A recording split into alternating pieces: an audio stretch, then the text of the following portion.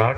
And the second thing, of course, is that Netanyahu himself is very unpopular because, at least for Jews in Israel, the degree of resistance to undemocratic means for Jews is stronger than, say, for example, in many other places over here.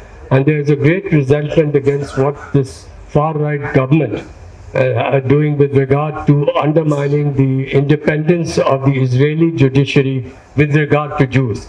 The Israeli judiciary is rotten with regard to Palestinians. But that has been much more. And you will notice that Netanyahu has got much more popularity in Israel because of what he's doing in Lebanon and that here. So these protests in Israel are not really pro-Palestinian in any serious way. That is, I think, one thing we have to accept. In the US, of course, it's different. In the US, that protests are there, but the US is a very large country, and you have to make a distinction between the political structure and civil society. You have to make distinctions between different states, many of which have outlawed BDS, and different universities. So you have universities like Columbia and others that get a lot of support from Zionist funders and so on, which have cracked down on their students and faculty. And you have other universities in which are much freer and in which you continue to have these protests. And you have Jewish Voices for Peace, as well as other sections are there, which have come out in large-scale demonstrations that have taken place.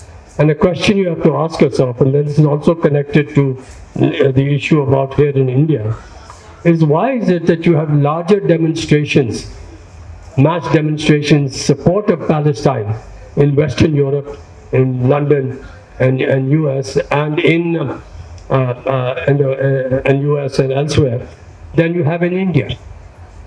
You don't have any real large-scale demonstration in India. And here, that's addressing another question here, which is related here, is why is it that you don't have in India as much as you can? If you look at India, India is a country in which most people are preoccupied with livelihood issues. Although what I've said is that Palestine is something that should recognize how important it is for all of us, it is seen by most people preoccupied with livelihood issues as a foreign policy issue. Even Vietnam was seen like that. All of these things.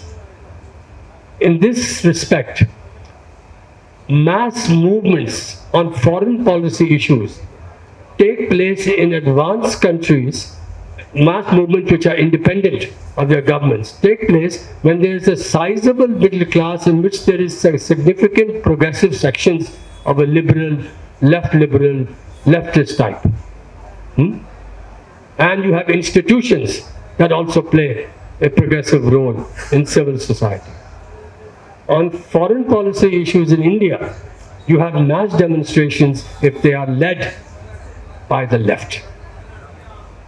You don't have the same kind of independent mass movements against Vietnam that you had in the US, which are not led by leftist parties, but all that over there. But here, foreign policy issues must be led by the left. So one question is that the left today, which unfortunately is much weaker than it was, say, 10, 15, 20 years ago, has to take on the responsibility of generating much greater. Expecting middle-class Indians to do that, we have to recognize that as we call the middle class, which is really an upper category in many ways, as it has become bigger and bigger, it has also politically become more and more reactionary. So there is where the left has to play a much more important role. And of course, like what you are doing on this question of connection with Palestine and funding and all the rest of it, these are things that we must keep on doing. We must keep on acting as some kind of sparks and catalyst, and to generate awareness as much as we can with other people, because all that helps. And the connection that you have with Israel directly and families is particularly important, because even though the amount of aid and all that you give may be small in material terms and so on, it's very, very important for the morale of the people there. It's very important for them to feel, and that gives them some strength, some hope that we have to carry on. I'm part of what's the Indian campaign for the academic and cultural boycott. I'm also I'm also part of a group called Indians for Palestine, which is a group that came up after war. And of course, we are also doing this thing, collecting funding, going over there, seeing the connections that we can make and do that. And that remains a very much important part here. And if this is a long-term struggle, concentrate on the youth in India and elsewhere. Yes, yes, don't forget us Buddhas or whatever, but concentrate on them, generate them, because this is a very, very important fight here. I'm concerned about the development of the young today in India, etc. Yeah, so I think that's very, very important here. What can we do with regard to the question of the BDS? The BDS and sanctions. You have BDS is something that the Israeli government and the Zionists are very unhappy about, because this is attacking the legitimacy they want at a very significant scale. It is also having some effect at the material level, when you have in fact objections, oppositions, this, that, here. It has had some effect at the diplomatic level, but much more is needed. And you have to have much more sanctions. In India, I would say that what we should be doing, of course, and there is a call in Bangalore and all, but against the arms embargo that India is supporting, the kind of left is here. And I would even call on the left to do one more thing, because at least the left is supportive of the BDS in India. It is supportive of the Palestinian cause, to also go one step further. Call for a severing of all relations with settler colonial apartheid Israel. And of course, the Indian government is not going to accept it. But it's a responsibility of the left in particular to now take this stand. And we say that. When it comes to the question of governments and sanctions, it's trickier. Yes, you have South Africa not doing it, but you know South Africa continues to supply coal, even though it's played a very positive role in the ICJ and all that. It's supplying coal. You have China and USSR talking about, oh, it's very bad what Israel is doing. But do you think at the governmental level, there's that much going on? They're going to be serious about having sanctions? You know the similarity between India and China? Which is the country that is the number one arms supplier for India and China? Which is the number one arms supplier for India? Russia. Okay? Which is the number two arms supplier for China and India? Israel. India is the number one purchaser of Israel. China is going to take big sanctions. The biggest export destination for Israel's economy is the US. The second biggest export destination for Israel, for its economy, is China. The number one provider of exports to Israel, where it imports from, is China. The number two is USA. You have all this bunch of these class-related governments, etc., that are prepared to do things. But they can, if there's at least some liberal democracy, they can be forced to change and pushed by what happens within their own countries in opposition to that. But yes, there's been material. This is one way to definitely go, and it is part of the larger project of giving up on an offensive military strategy and moving in a strategic sense. I'm not saying, as I said, that you shouldn't use or protect yourself in here. In a strategic sense, towards a non-violent struggle which focuses on the question of apartheid. The arms BDS against apartheid in South Africa was stronger because it was also related to individuals, whereas this BDS by the Palestinians is different from the South African BDS in saying that we are against institutions and we are against those individuals that are part of the institutional structure or whatever. But it is not as thorough as that. We accept that because there are even Palestinians who say that we have no connection, we are opposed to what is happening, and so on. But that, of course, it would be very much part of this larger strategy. As for the question of the Arab world against Israel, forget about it. The Arab world is not going to be against Israel. It's a question of a struggle within some of the Arab countries that have not to overthrow their dictatorships. Don't think that the Iranian government is doing this. Public in Iran is very different. Iranian government are great lovers of the Palestinian people. They have also played their own game. I don't know if you know that in the 1988 war between Iran and Iraq, the US was helping Iraq and the Israelis were helping Iran. They are quite happy to see that over there. So I'm saying that there are all these dimensions that are also taking place here. The question of memory in the construction of identity. The amazing thing in the case of the Palestinians is that their sense of oppression continues from generation to generation because it is continuous. So if you are an oppressed category historically, that certainly consolidates your sense of being an oppressed identity. That definitely is that. And when we talk, and for example, when we're talking about Dalits here or others, that memory which is passed on from generation to generation is, of course, very, very important. And that plays a role.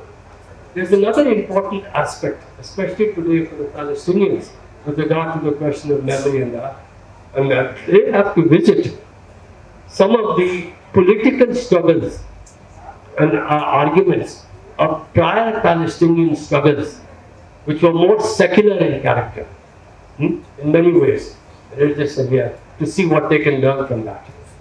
One of the ironies of young radicals today is that they don't think that they have much to learn from the debates and struggles and writings of the past, even within the socialist tradition. Yes, there are completely new issues that we have to take, which were not really dealt with sufficiently seriously, the climate issue, environment, and so on. But insofar as we are anti-capitalist and socialist, let us not assume that everything is new and that there's nothing that we can learn from the struggles and writings and others of people in the past. This applies to the Palestinians, this applies to here. I know it is difficult to believe, but I was young once. And my generation of the 60s and 70s, we were hungry to read Marx, Engels, Lenin, Trotsky, this, that, this, and anarchists, this, that, to find out and to make our mind over here. And yes, we recognize that they cannot adjust many of the things today. But this younger generation is not that bothered about looking and reading that part. And yes, it can learn from it. It can learn from it also. I'm not saying, yes, we are in many ways a failed generation. We thought the revolution is going to come here. But there's still something else to learn. The other aspect about the construction of identities, etc., is that you can also construct very negative identities. And that is also taking place. And I would say something else about identity which might surprise you. Do you know the modern identity which is the most powerful? It is not the religious identity. It's not the even identity of sisterhood or the identity of class, brotherhood, international brotherhood of all workers, sisterhood, and all that. It's nationalism. That's why religious extremists try to co-opt nationalism. Islamic caliphate is not going to succeed. In fact, the Islamic world is divided. In Afghanistan, the Islamic tribes and all, they're divided on a tribal case.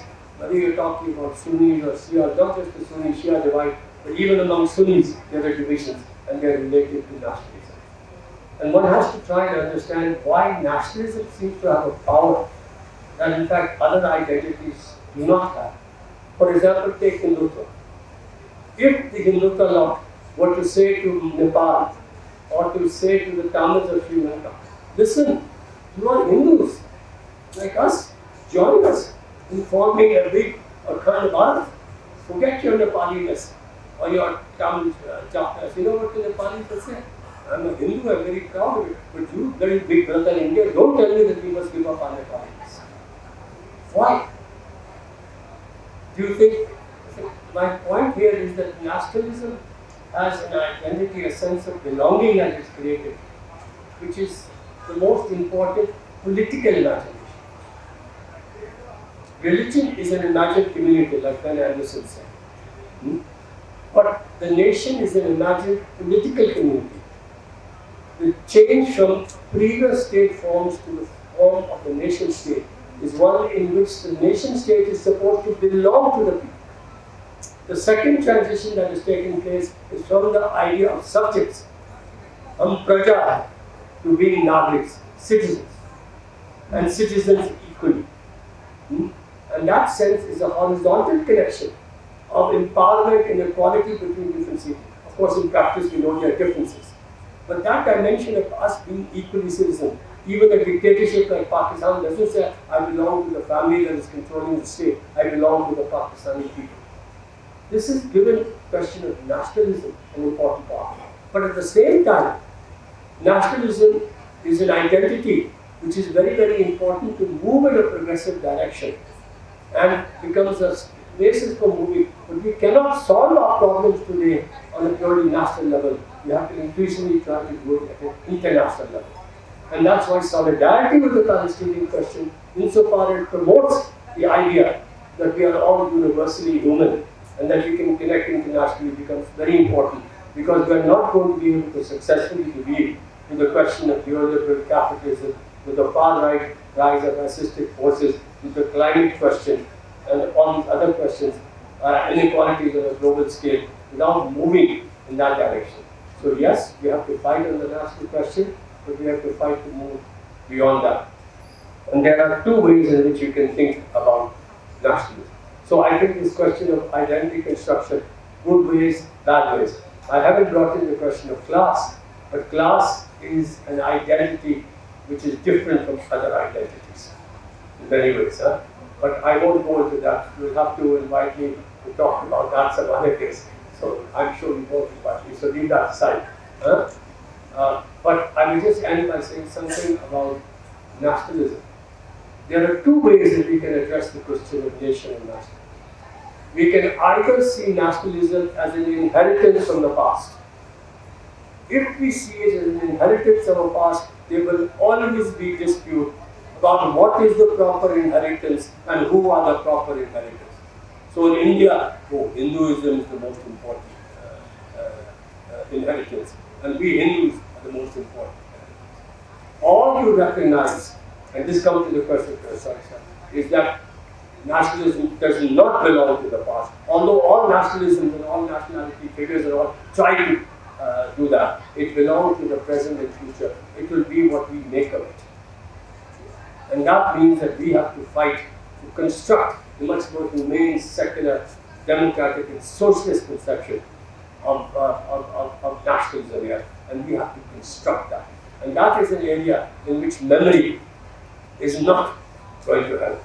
Because the nature of even the Indian national movement, which is different kinds, is one which in many ways presents and actually provided certain level of even support for varying forms and different degrees of what we call Hindu nationalism. So for oppressed nationalities, the continuity of memory is important. For the question of fighting today for progressive causes and all that, the question of how we construct a different understanding today becomes very important. So I think that is the way that I would address the question of memory and identity.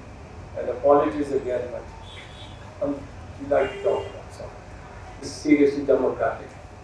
Why be surprised if this is not a kind of model or an ideal for many of the parts of the world, other parts of the Arab world? What has also happened is that you have had a emergence and change of what was a difference into becoming more and more of a divide. And the US was responsible for this. In Iraq, for example, there were differences between Sunnis and Shias, but there was not a divide. But what has actually happened is that the West and others have now cultivated this. And this is also becoming important. And this becomes something that even the Sunni Arab world will now begin to use against Iran and vice versa. Apart from the fact that these are regional sub-imperialist powers, like India is a regional sub-imperialist power, which think in real politic terms and talk about how we must, if you like, establish our influence in the region. Turkey wants to do it. Saudi Arabia, for the first time, carried out armed invasion in Bahrain and, of course, in Yemen. India is a sub-imperialist power, not just US and others. They want to actually expand their influence. Iran also wants to do that. Even the question of Shianess is not enough. Two majority Shia states have the second longest war, Iraq and Iran. Now things have changed and you have Iran supporting the Shia regime in Iraq, but there are differences of various kinds that are taking place over there. So don't look to these sub-imperial powers for having some kind of, and here the class question comes in the sense that the leaderships and governments of these questions are much more concerned about their retaining their dominance and pursuing a politics and an economics that is very lopsided in terms of its distribution of income and wealth. And therefore, don't expect either Saudi Arabia or that here, which is why I pin my hopes on struggles from below. There is a couple of one question there. Can you hand over the mic?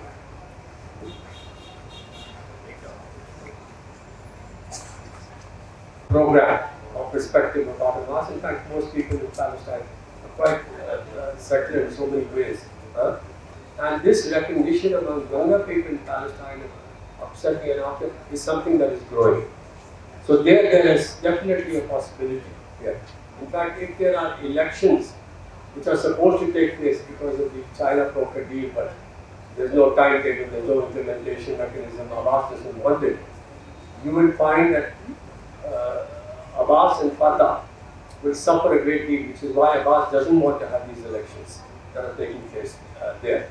You would have, for example, Mustafa Barghouti, whom I met in South Africa, of the Palestinian National Initiative, coming in as an important figure. You have Marwan Barghouti in prison, who is seen as a very, very important figure. So there is a younger generation which recognizes that this has been a failure and it is moving here.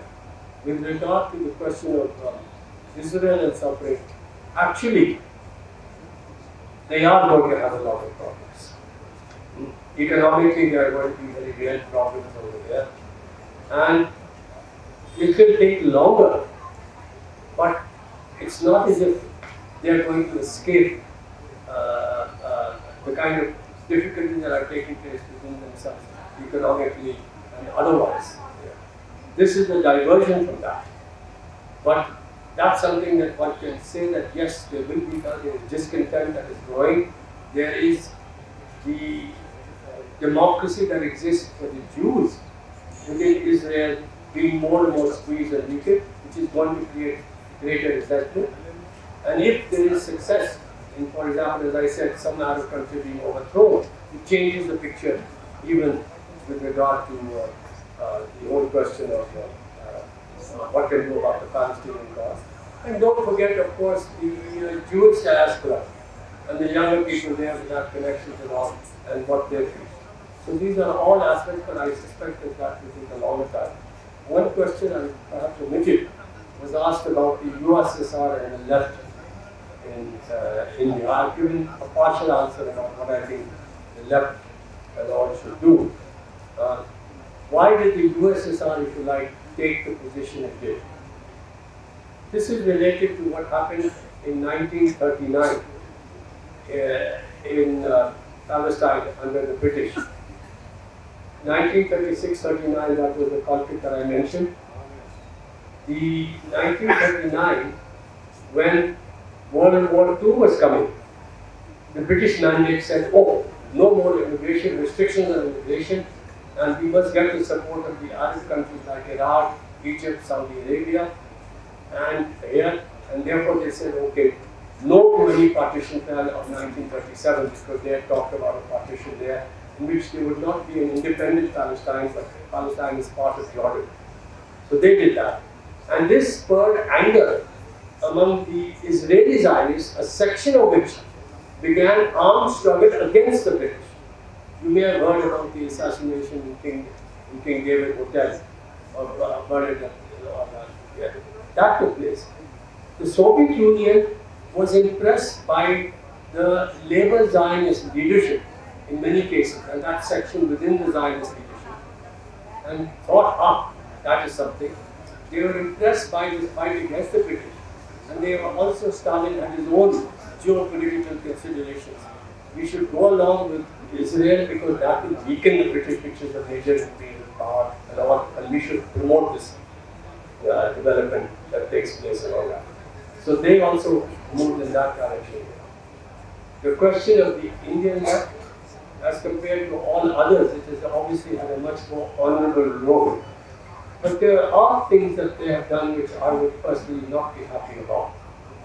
So, for example, in 2000, you had the visit apart from, of course, the recognition, you had a visit with Jyoti Basu to Israel. And you had business people going along with it, and deals being made. In 2002, you had Somnath Chatterjee going along there. So the left was willing to do deals on aviation or in relation to its policies with regard to West Bengal and others. I would have preferred to have a much more consistent position with regard to that. But they are the force that at least one has to work with very much so. And they have the capacity to actually generate this area. So that is also there. So you can also see, if you like, this question of real politics and the direction of, unlike Paulo Gopal, if you like, not being universally critical of human rights violations, of things, of brutalities that is done not just by the West, but also by the East. I grew up in the 60s, and I was something of an early Maoist, and thinking that look at what China has done for China, what the Indians have done for India. China is doing much better. But this was in the late 60s, early 70s, and I was shocked by the entente between Mao Zedong and Nixon, and what it meant again. I said, what is going on? And we need to have a much more universalist question for the sake of socialism, for the sake of a much more democratic socialism, and the willingness to criticize whoever does these things. And they are this. We have to make a socialist democracy that is much better than liberal democracy. So all of these things also come into the question of how we have to fight there. So the left also has to be much more self-critical.